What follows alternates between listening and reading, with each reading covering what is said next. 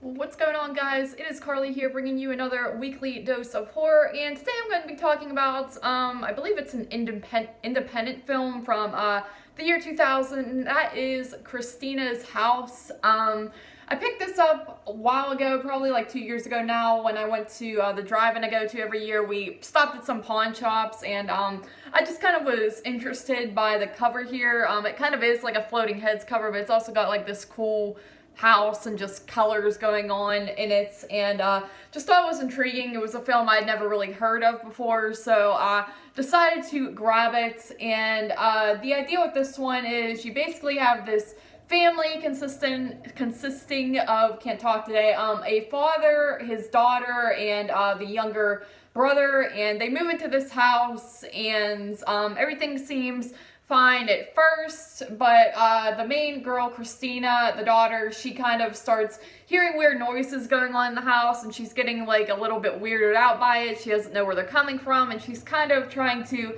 investigate a little bit, but nothing's really coming up.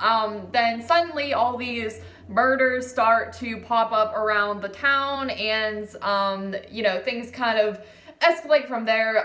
So yeah, this movie, like I said, it's more of an independent film. It is from the year 2000, and it does kind of have like the post-Scream era vibe to it, where wouldn't say it's really a Scream ripoff. The plot's not like that, but it definitely has that feeling to it. It also kind of has like a Lifetime movie feel to it. There's a few movies I have in my collection that I kind of give that title to, where it feels like something you would see on the Lifetime channel, but it's just maybe a little bit more amped up to be a little bit too much horror for Lifetime. The movie's alright, like the storyline's okay, the acting's decent, and the way it's shot is, decent as well.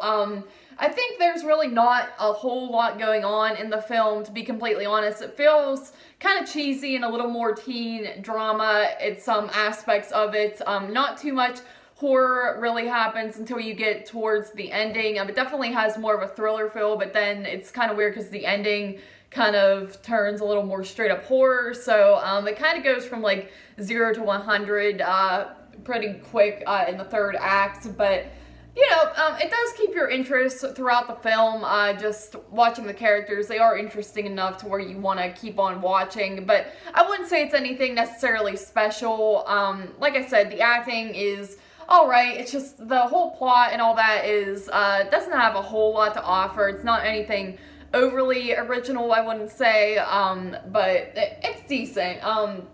Is it anything I would necessarily recommend? Probably not. If you do see it, I would say go ahead and pick it up if you do like these sort of post-Scream era films, but other than that, it's nothing too special. I give it a 6.5 out of 10.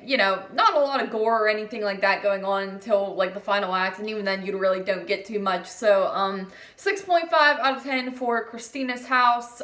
Thank you guys once again for joining me for this weekly dose of horror, and of course I'll see you next week.